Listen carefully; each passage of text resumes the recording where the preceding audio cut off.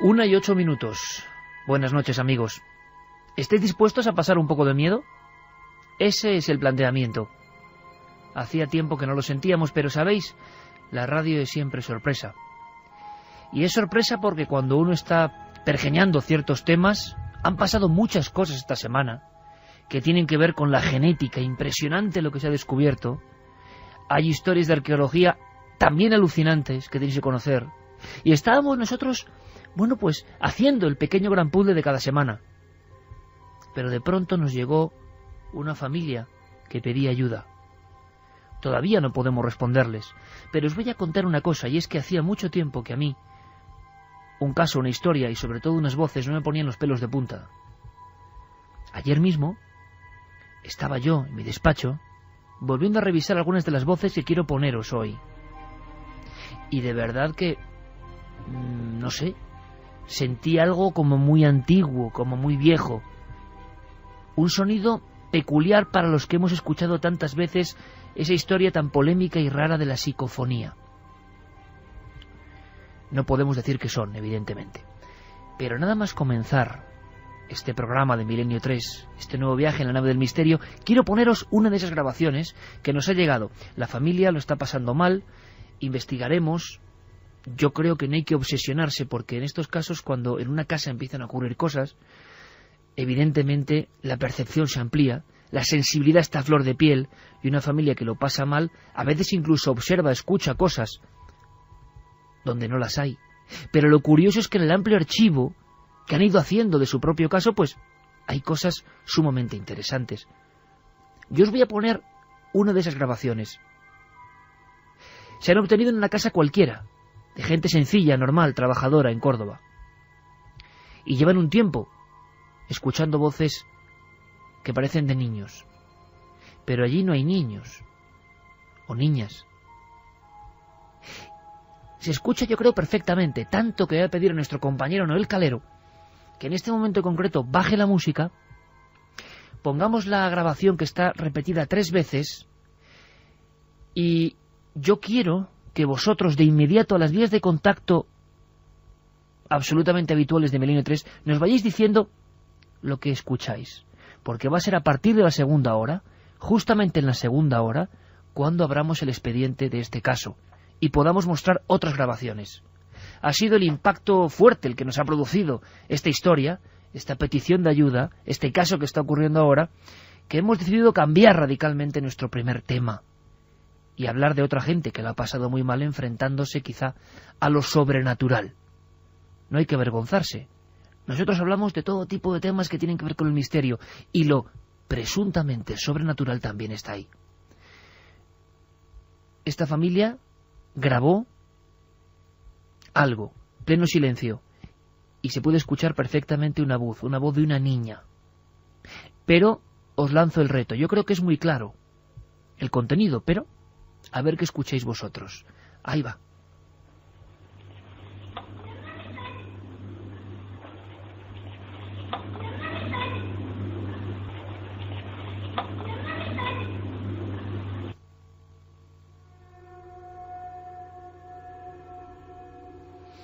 ¿Tú has escuchado algo, Carmen? Buenas madrugadas, Iker. Pues sí, se escucha la voz de una niña que parece de corta edad, muy a lo lejos, una típica voz psicofónica. Pero con el tono y timbre que diría el profesor Germán de Argumosa, ¿eh? Sí, y además dice cosas que, como siempre o casi siempre en las psicofonías, no son nada agradables. No me hagas daño.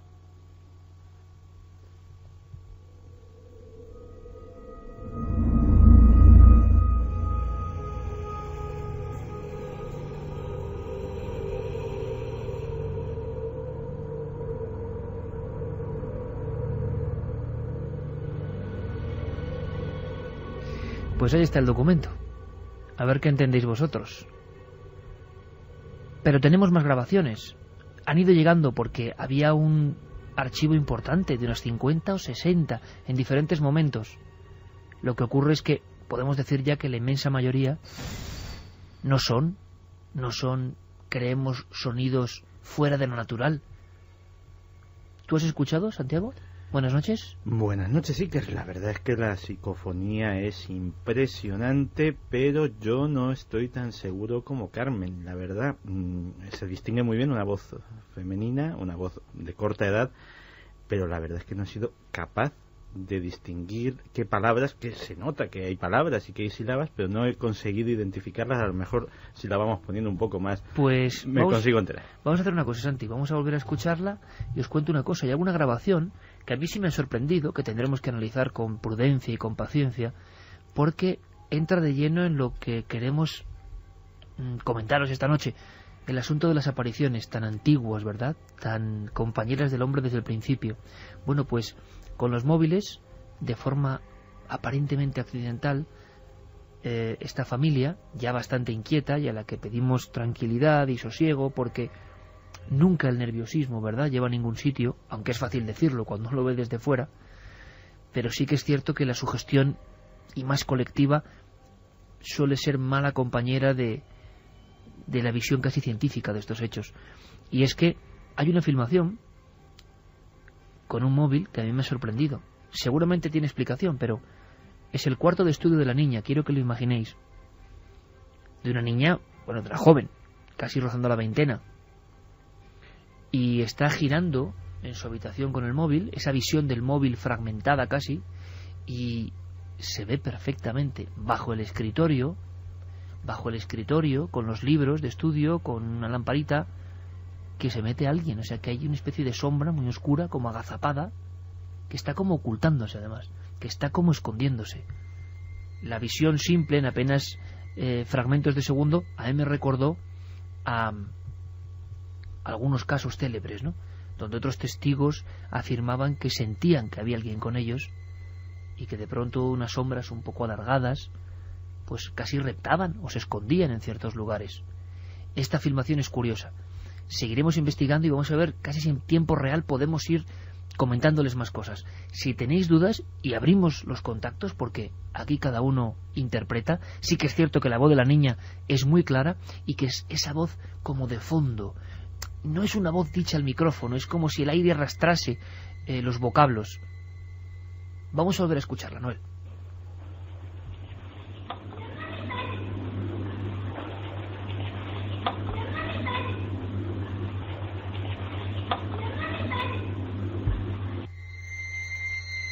Bueno, que la gente opine, tiene unas vías de contacto y luego lo importante, Carmen, que hay más grabaciones. Ya hay un montón de opiniones y muy diversas, sí que hay gente que entiende algo relacionado con la palabra mamá.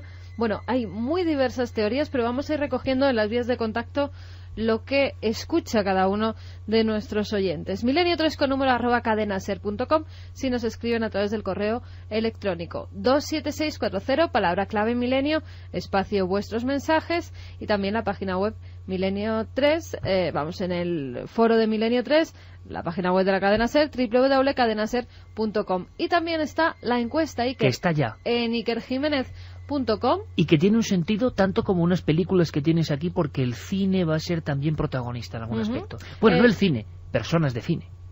Sí, personas relacionadas con el cine, actores, directores, escritores.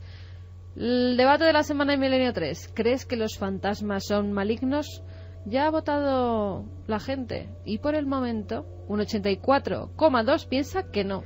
Y la pregunta que yo lanzo al espacio sonoro es: ¿por qué ahora la gente de Milenio lanza una pregunta como tan de ultratumba, no?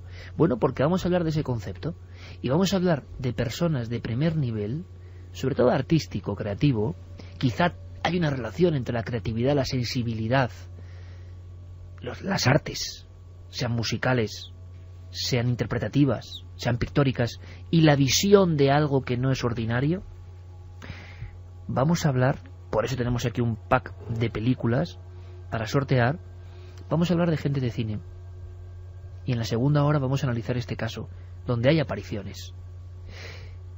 Podemos, casi con el tiempo, antes de enlazar con el primer tema, ir a un tiempo antiguo, muy antiguo. 1:18. Gracias por incorporaros a este viaje. Fijaos, hay una sección en el programa de televisión Hermano a la que llamamos Vio un fantasma.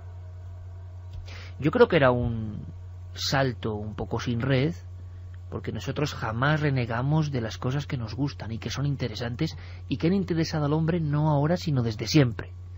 Santiago Camacho fue el heraldo, y sigue siéndolo, de esos casos que sorprenden por la fama y en ocasiones, la mayoría, el prestigio que acompaña a personas que no son de nuestro país y que parece que hay menos rubor en contar que uno ha visto algo cuando está fuera de nuestras fronteras o en el mundo anglosajón. No tienen ningún reparo en contar que vieron quizá un fantasma. Pero Santi solo toca algunos casos. Y hemos pensado, cuando nos ha llegado este caso, que por qué no esta noche refrescar nuestra memoria colectiva con algunas historias. Pero viajando en el tiempo, nos encontramos con que las primeras crónicas, las más antiguas de la humanidad, y tengo el documento en la mano, hablan de un encuentro con un fantasma, y la presencia impone. Muchas veces os he hablado de la epopeya de Gilgamesh, un viaje en busca de la inmortalidad, un viaje a lo profundo del más allá hace 5000 años, en el mundo de Ur, en el mundo de las primeras ciudades, y cuentan que Gilgamesh, en mitad de la noche de la muerte, se encuentra a los espectros, se encuentra a Enkidu, se encuentra al fantasma, o lo que llamarán los griegos aparición, y está ahí como un fragmento del tiempo, como un insecto atrapado en ámbar, como una visión de dolor que no se escapa, que nos dice algo. Esta es la creencia que nace hace 5000 años, no en los libros ni en las revistas especializadas, hace 5000 años, pero yendo más allá, también en estas mismas noches en las que escuchaba esas voces que nos van a acompañar, me encontraba en una de las cuevas más oscuras y desconocidas del norte de Europa, del Paleolítico, Gonnersdorf. Hay muchas tablillas dibujadas con grabados como hacían los hombres de las cavernas. Hay una que le llaman el espectro. Tiene más de 20.000 años. Y una jauría, imaginaos amigos, de animales, de lo que parecen búfalos, algún que otro caballo, salen en estampida, salen como huyendo de la pared, de esa pared de roca arrancada y convertida en lienzo antiguo. ¿Y sabéis de qué huyen? De una especie de figura que está interpretada como la imagen arquetípica de un fantasma, el típico fantasma que todos tenemos en la mente hace 20.000 años, en una cueva del norte de Europa.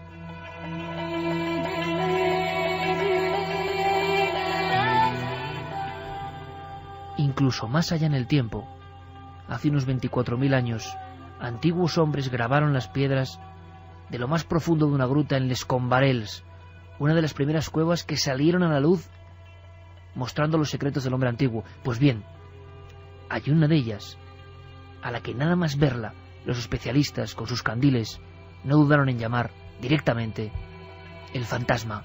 Y desde hace 25.000 años hasta ahora, el ser humano, antes de conocer la escritura, antes de dominar el agua o el cielo, ya sabía que el fantasma existía y se aparecía.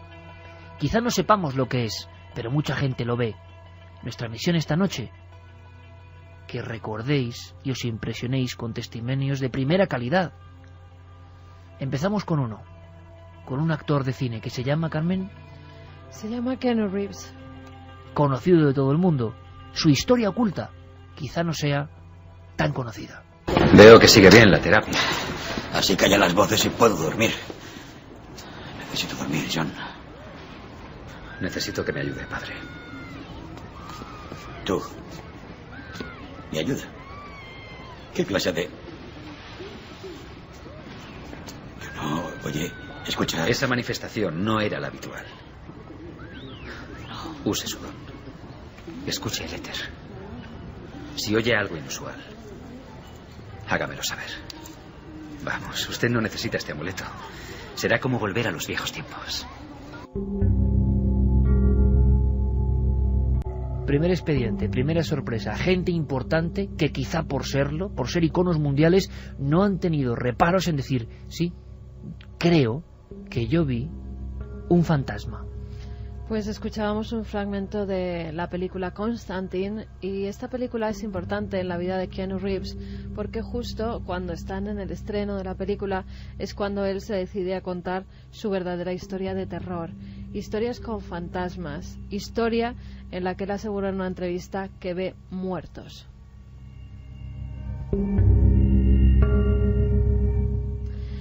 Keanu Reeves es un actor canadiense, aunque nace en el Líbano en 1964. Él había tenido una vida normal, su padre era originario de Hawái, le puso ese nombre Keanu porque significaba brisa fresca sobre las colinas. Su padre les abandona muy jóvenes, la madre y su hermana se van a vivir a Canadá, y es en Canadá cuando tiene su primera experiencia. Era una casa completamente normal, una casa bastante humilde. El abandono de su padre hace que la madre tenga que mantener a toda la familia.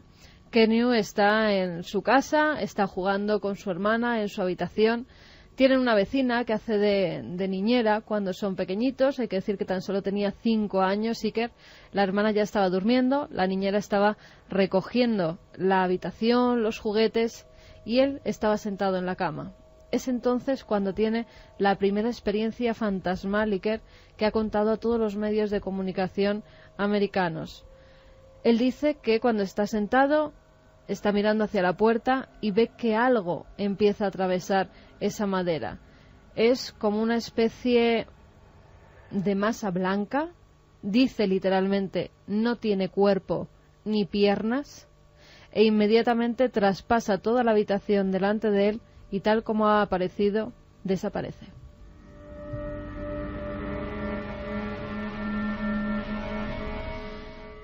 La verdad es que ha tenido, después, ya siendo mayor, una vida de éxitos, pero también muy difícil.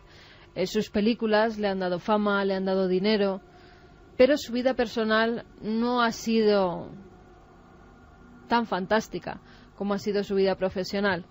En su vida personal, él conoce a una actriz, a Jennifer Sim, vive varios años con ella, se queda embarazada, esperan con gran ilusión ese niño.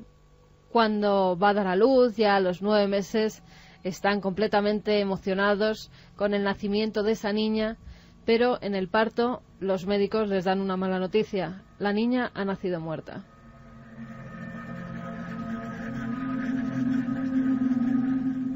Caen en una gran depresión, tanto Keanu como Jennifer. Empiezan los problemas de pareja, empiezan a no entenderse hasta que deciden separarse. Ambos llevan una vida pues muy triste porque tienen que tomar medicamentos para dormir, no consiguen superar ese trauma. Keanu Reeves incluso llega a jugarse la vida en la moto por las noches, aparecía por algunas calles de Nueva York con la moto, con las luces apagadas, a toda velocidad, para ver si un camión, un coche se lo llevaban por delante. Ya no significaba para él nada su vida. Pero fíjate, el accidente no lo tuvo él.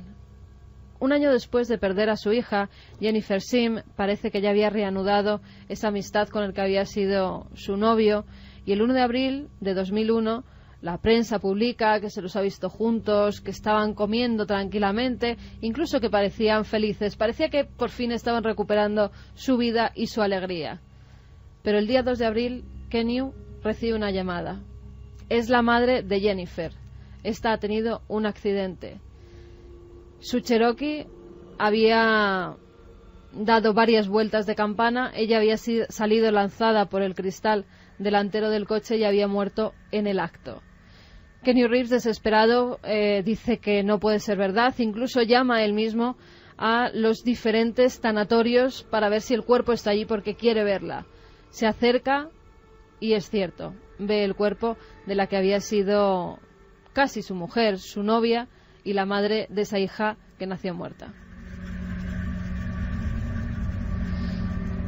Después de esta experiencia, al poco tiempo, ve que un personaje se materializa cuando están en pleno día en una comida en Texas con un amigo. Están comiendo tranquilamente, están charlando de cosas sin importancia y ve que de pronto una especie de figura femenina se materializa detrás de su amigo.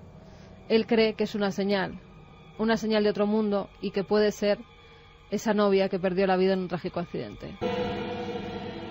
2 apariciones, que se sepa, y lo importante es que lo contó, sin ningún tipo de vergüenza, traumatizado, y hay muchas preguntas que surgen aquí. ¿Son los barbitúricos, los antidepresivos, sustancias que pueden catalizar mejor una realidad que no existe o existe solo en la mente, o no? Las muertes traumáticas, las vivencias tan intensas en gente tan sensible y tan especial, estallan de alguna forma. ¿Por qué las visiones de fantasmas se parecen tanto a lo dibujado en las cavernas hace 25.000 años, o a lo contado en las tablillas cuneiformes del viaje al más allá de Gilgamesh? Estamos un poco turbios, porque estos casos son fuertes. ¿Por qué no ponemos un poco de música, es decir, de música de un auténtico gentleman, de un hombre con mucha clase, quizá uno de esos que nunca imaginaríamos que pudo ver un fantasma? Una canción preciosa, melancólica, muestra de quizá la psique de un hombre que hace unas declaraciones que dan la vuelta al mundo hace unos meses, Santiago.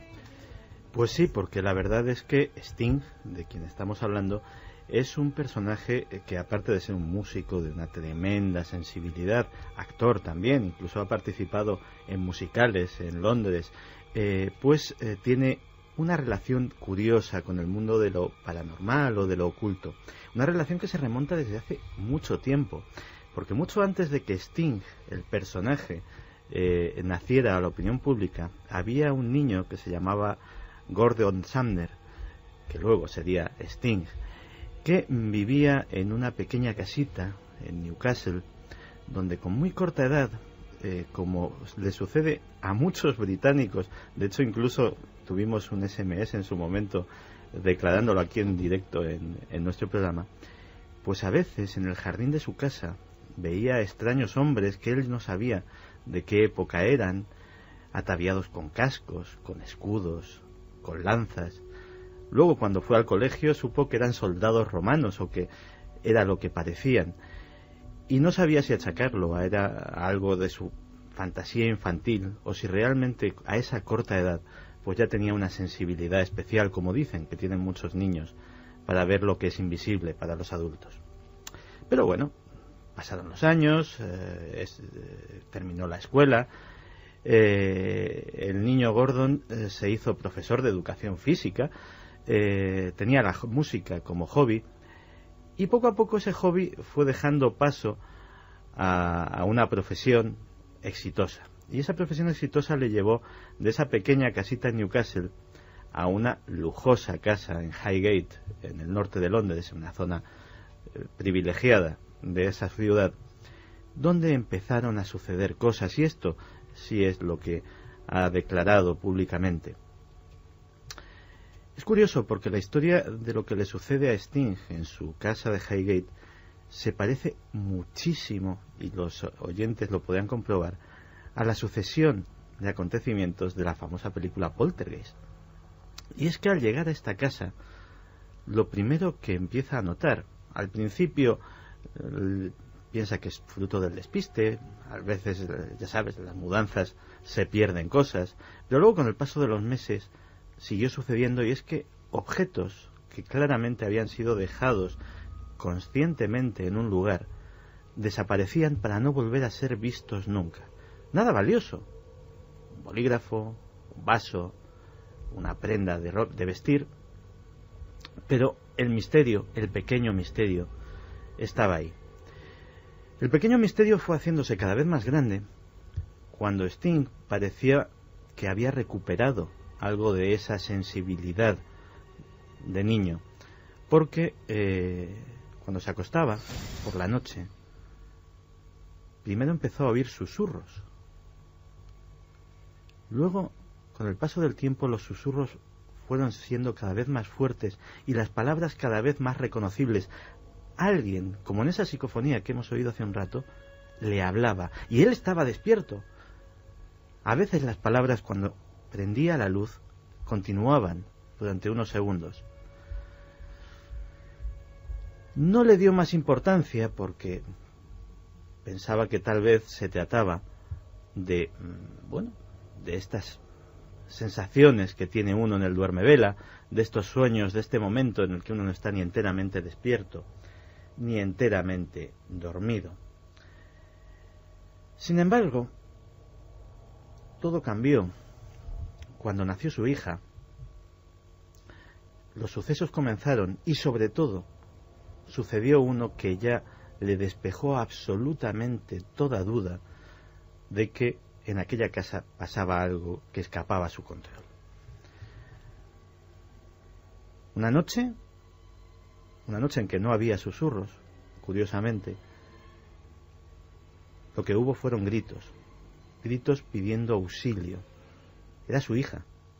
Salían de la habitación de su hija. Como todo padre alarmado, se levantó corriendo, abrió la puerta y la escena que tenía ante sus ojos era digna precisamente de esa película. La habitación de la niña había sido decorado pues con todo el amor que los padres ponen en estas cosas. Y a Sting le gustaban los móviles, los juguetitos estos que se cuelgan del techo y que tienen piezas que flotan y que también le agradan mucho a los niños. Había varios en la habitación. Aquellos móviles estaban girando enloquecidos, como si tuvieran un motor que los impulsaba a toda velocidad. La niña se había dado cuenta y estaba asustada porque, a pesar de que apenas podía hablar, se daba cuenta de que aquello era antinatural. Por supuesto, la primera idea racional que se le ocurrió fue mirar la ventana, una corriente de aire. Estaba todo cerrado. Así que sacó a su hija de la cuna, se la llevó en brazos, cerró la puerta y tomó una decisión. Una decisión curiosa, al menos para nosotros, pero a lo mejor no tan curiosa si eres un inglés de pura cepa y has mamado estas historias desde pequeño. Y es que recurrió a un grupo de cazafantasmas profesionales, llamémoslo así, de parapsicólogos. Supongo que parecidos a nuestro grupo EPTA o a otros por el estilo que han circulado por nuestro país. Y el caso es que algo de éxito debieron de tener, porque efectivamente lo que relata Sting es que tras la intervención de este grupo de parapsicólogos, la casa quedó tranquila, las cosas dejaron de perderse, los susurros se callaron y los juguetes no se movieron más que para hacer reír a la niña. 1:37. Vías abiertas 27640, palabra clave milenio, para contarnos vuestras experiencias, vuestra opinión sobre las voces. La investigación comienza en la segunda hora de esas otras voces, algunas yo creo que bastante impresionantes. También en milenio3@cadenaser.com y en la web de la cadena Ser. Estoy acordándome ahora e incorporo otro caso a la limón antes de que Carmen nos cuente otra historia de una célebre actriz cuyo suceso ya podemos definir casi como grave. Pero cuando Santiago Camacho estaba hablando de esa zona de Londres, me acuerdo perfectamente cómo un verano coincidimos con un gran deportista español. Acabó de jugar una final de la Copa de Europa. Guardameta de todos conocidos del equipo del Arsenal de Londres, Almunia. Y como él luego hizo declaraciones, y nosotros desde luego mantuvimos el secreto profesional a ultranza, podemos contar algunos detalles de uno de los casos que de verdad ponen los pelos de punta, la carne de gallina. ¿Por qué? Por una simple descripción, por una simple diapositiva y por cómo te lo cuentan. Seguidores del programa, personas curiosas, pero que jamás se habían encontrado con lo extraño. Almunia y su esposa, su joven esposa. Estuvimos varios días con ellos y rápidamente nos contaron, como nos ha ocurrido ahora con este caso de Córdoba, no voy a decir con angustia, pero sí con cierta preocupación, algo que ellos habían vivido en una de esas casas, de esa zona de Londres, adinerada. Estamos hablando de la élite del fútbol mundial. No se sienten cómodos en la casa, y eso ocurre en todos los casos clásicos, e incluso el cine nos ha mostrado en historias como Al final de la escalera. Alguien llega a una casa y a pesar del buen aspecto hay algo que hace recelar a la persona. Es como si el alma profunda de un lugar no conecta bien con el alma profunda de la persona que va a estar allí. Hay como una ruptura inicial. La vida transcurre normal, viejas casas palacetes reformadas. Lo que no les habían contado en el club es qué es lo que eran esas casas antes. Una noche, y tengo el testimonio perfectamente grabado a fuego en la mente, con una cara de terror, y estábamos en pleno día en un lugar soleado, tomando tranquilamente un café, mirando al mar los cuatro, y la cara de terror de aquella chica, la sigo viendo. Cuando se decide por fin a contarme la historia, no es cuestión de haber visto algo, haber percibido algo, haber creído que algo pasaba o cruzaba por la estancia. No, una noche, meses después de haber llegado a instalarse en ese palacete antiguo, con todo el lujo, están la pareja durmiendo. Es plena madrugada, por ejemplo, ahora a las 2 menos 20 de la mañana. Y entonces es Ana la que tiene ganas de ir al aseo. Se levanta, ni siquiera enciende las luces, y enciende la luz del baño. Y estoy recordando exactamente cómo me lo contaba. Al encender la luz del baño, y con el espejo de enfrente, ve perfectamente, en el reflejo, todo el entorno de la habitación que queda a su espalda. Y entonces se fija en algo. Y es que junto a su marido, apoyada en la cama, hay una figura. No es una visión, es una figura que parece física, que está sentada, dándoles la espalda, encorvada, con una especie de capazo o de manta que lo cubre, como si fuese un mendigo que se protege del frío, sentado físicamente en la cama, junto al cuerpo, inerte, dormido, inconsciente, un cuerpo de 1,90 de un gran deportista como es Almunia, el navarro Almunia. ¿Os imagináis el momento en que esa chica ve perfectamente en el espejo eso? Cuando se gira pensando que es lo que contaba Santiago Camacho ahora mismo. La ensoñación, el duermevela, cuando nos despertamos en plena noche y no sabemos qué hemos hecho realmente, a dónde hemos ido. Se gira y ve perfectamente la misma figura. Pero no solo eso, distingue que esa figura tiene algo en la mano. Tiene una especie o de candil, o de luz, o de farol, que proyecta incluso un poco de claridad. Es entonces cuando da un grito, cuando despierta a su marido y cuando aquello se disuelve. Ocurrió no muy lejos de la casa de Sting.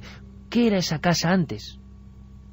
Desde luego ellos investigaron sobre el pasado del propio domicilio. Era un hospital psiquiátrico. Un viejo hospital psiquiátrico reformado. Historia que nos contaron, historia que vivimos. Historia en este clima un poco especial. Vamos con cine. Vamos con una actriz, se llama Gina Gershon. Todo el mundo la conocerá por los papeles que hizo, por ejemplo, en Melrose Place y también en Showgirls. Una actriz morena, de labios carnosos, muy guapa. La comparaban en ocasiones con actrices antiguas de gran físico.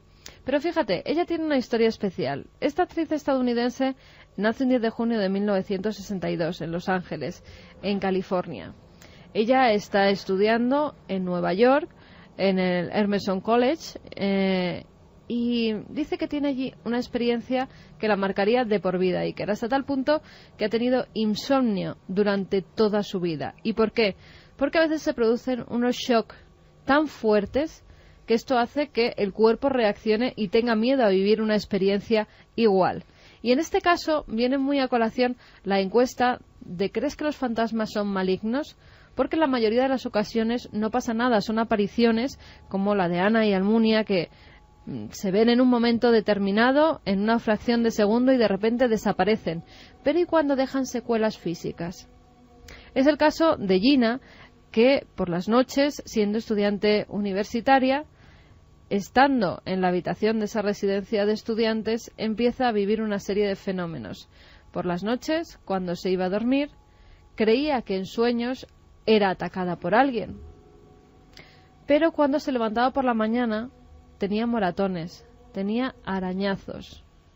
Su compañera de habitación decía que estaba dormida, pero que parecía tener unas extrañas pesadillas. Incluso Iker llegaron a sujetarla a la cama para ver si era ella misma la que se hacía esos rasguños, esos arañazos, y no era así. Ella soñaba con un personaje grande, un hombre calvo, muy fuerte, con una expresión muy agresiva, que siempre la cogía del cuello. Por la mañana se levantaba con marcas en el cuello. Pero fíjate, en esta ocasión, ella sí lo ha contado a la televisión. Esto era lo que decía.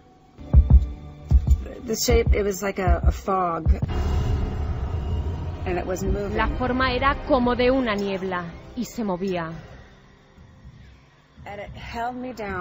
Me empujó hacia la cama e intenté mover mis manos y abrir la boca, pero no me dejaba abrirla.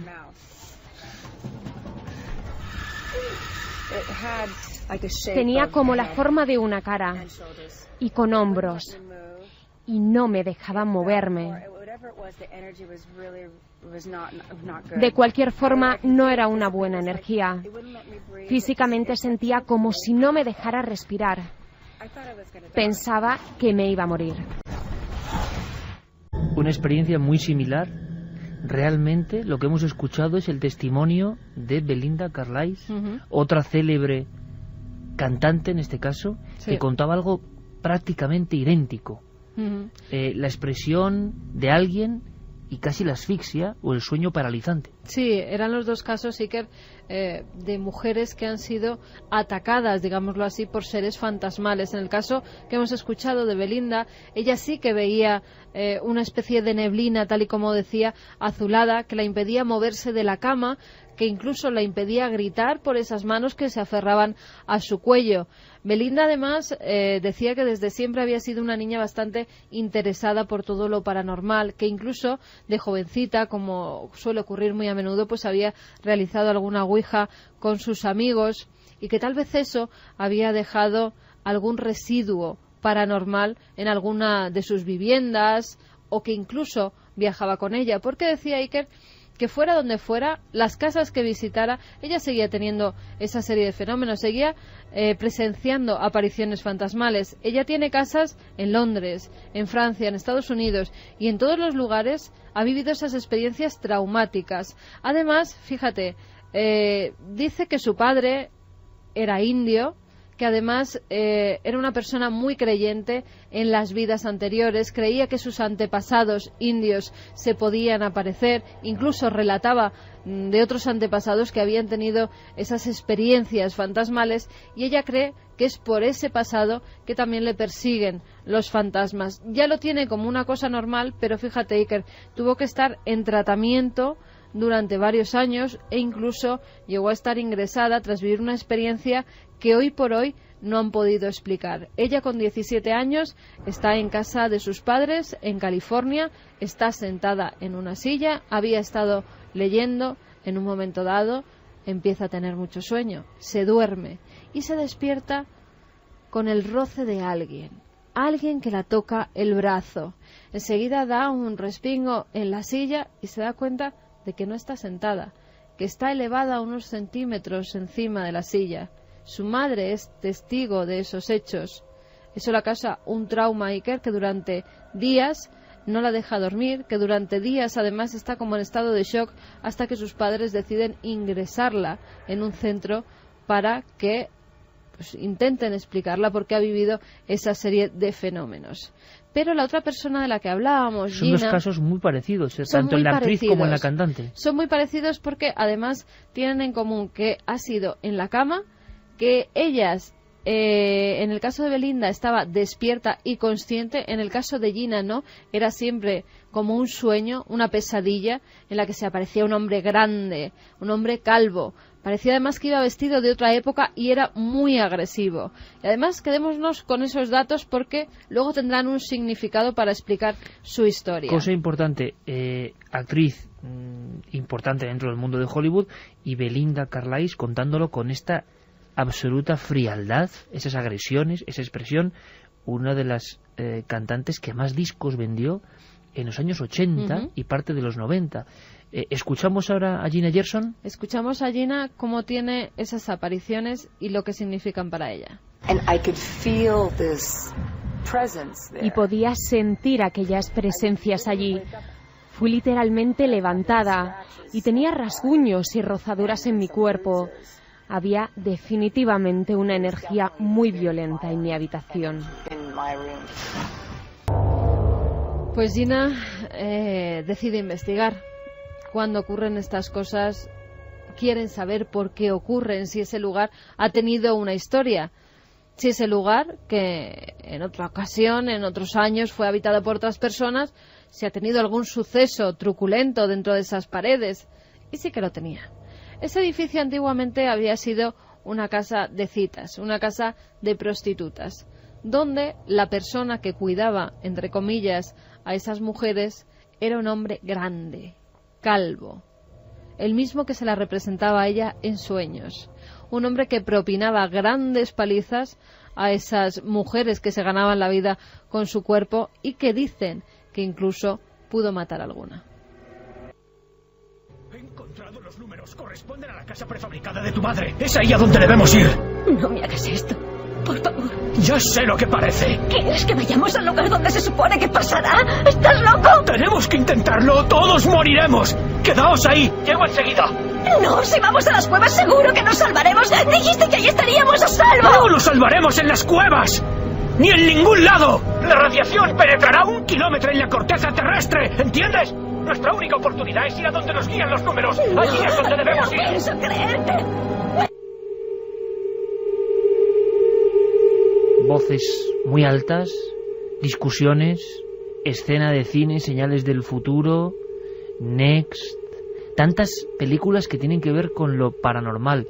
Muchas personas nos han preguntado por qué esa conexión de lo misterioso, de lo sobrenatural, con uno de los actores y de las voces dobladas al castellano sigue siendo igual de reconocible, de Nicolas Cage. Nicolas Cage tuvo una experiencia traumática en otra casa de leyenda. Hizo como un desafío a la propia leyenda. Sí, porque Nicolas Cage está saliendo últimamente mucho en el programa. Apenas hace unas semanas hablábamos de sus intereses por el cine de Murnau, por la masonería, por determinados temas. Pero es que yo creo que a veces sucede que un encuentro con lo desconocido impacta tanto, deja tantas incógnitas en la mente de una persona que uno va buscando respuestas allá donde puede. Es que efectivamente Nicolas Cage ha hecho una apuesta extraña al destino o a lo extraño, pero esa apuesta tiene un origen. A principios de la década de los 80, un muy joven Nicolas Cage se encontraba acogido, viviendo en casa de su tío, el director Francis Ford Coppola. Él quería ser actor, su tío se había ofrecido a ayudarle y pues en el ático, en la buhardilla, le habían habilitado una pequeña habitación. La casa era antigua, aquel ático estaba lleno de ruidos extraños, en parte debido a que los muros de madera tenían una cámara de aire en la que anidaban los murciélagos y los rasguñeos, los chillidos de los animales pues le hacían difícil conciliar el sueño. Una de aquellas noches, nada más apagar la luz, escuchó un ruido que, a pesar de esa extraña sinfonía que le acompañaba a diario, nunca había escuchado. Parecía como si unos dedos cautelosos tanteasen el pomo de la puerta y lo hicieran girar lentamente. Encendió la luz de la habitación y efectivamente pudo comprobar que esto estaba sucediendo. Finalmente, la puerta se abrió y en el dintel apareció una silueta femenina. Nicolas Cage no sintió absolutamente ningún miedo, porque lo primero que pensó era que su tía había subido a darle las buenas noches. De hecho lo dicho, buenas noches, pero la figura se quedó silenciosa, no respondió.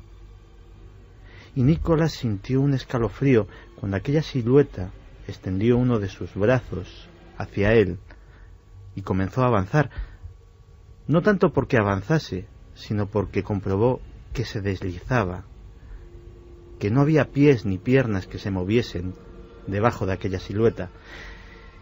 Y a medida que se fue acercando, él fue distinguiendo más detalles de la figura, en especial una larga cabellera negra que le cubría el rostro, como en estas películas japonesas de fantasmas. Nicolas estaba paralizado, pero en un momento dado consiguió gritar, y a falta de un arma mejor, arrojó la almohada que tenía a mano, se la arrojó a la silueta.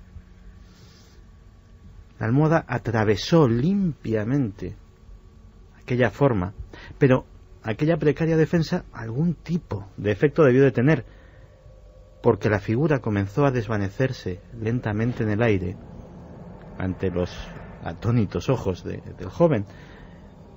Por supuesto, esa misma noche, sin atender ni a ruegos ni a peticiones, Nicolas Cage abandonó definitivamente la casa de su tío. Sin embargo, como te decía antes, pues algo quedó. Y ese reto lo hizo hace muy pocos años al comprar posiblemente la que es la casa encantada más célebre y más reconocida de los Estados Unidos, la mansión La Laurie en Nueva Orleans.